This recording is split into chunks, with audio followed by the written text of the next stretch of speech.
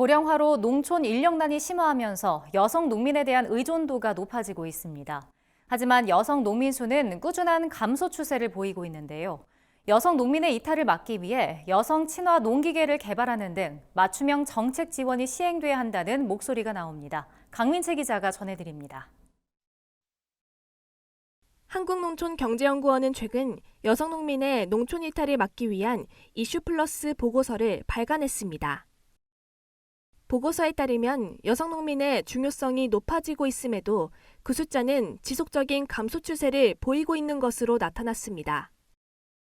농경연이 통계청의 농림업 조사를 분석한 결과 2014년부터 2022년 사이에 농가 인구 중 남성은 연평균 2.8% 감소했지만 여성은 3.1%로 감소폭이 더 큽니다.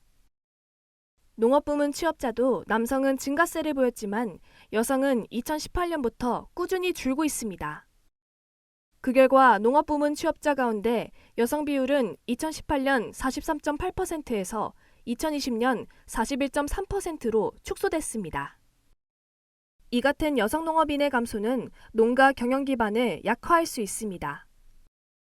2023년 여성 농업인 실태조사에 따르면 여성 농민은 농사일의 50.2%를 담당합니다.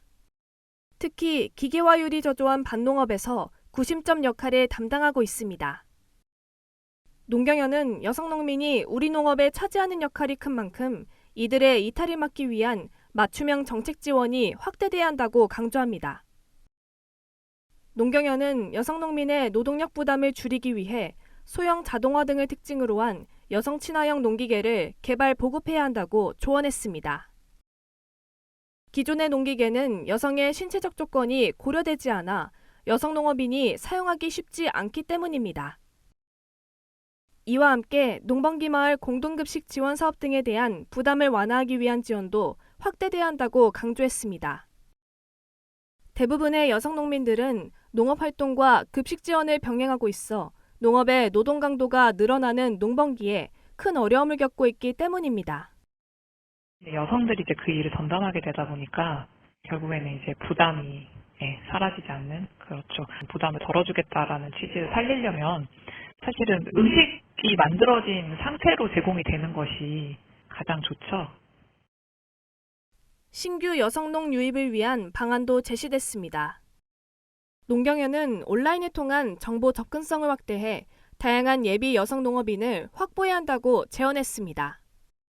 농촌에 살지 않더라도 영농에 관심이 있고 좀 참여할 의사가 있는 이제 그런 사람들이 어떻게 참여해야 되는지 방법 자체를 잘 모르면 참여로 이어지기가 어려우니까 그 사이트에 접속을 했을 때 쉽게 농사에 참여할 수 있는 정보를 얻을 수 있게끔 영농 참여에 대한 정보를 제공하거나 하는 부분이 있으면 좋겠다라는 얘기 적었습니다.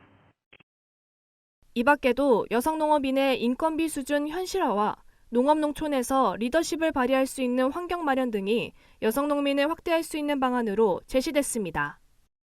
MBS 강민채입니다.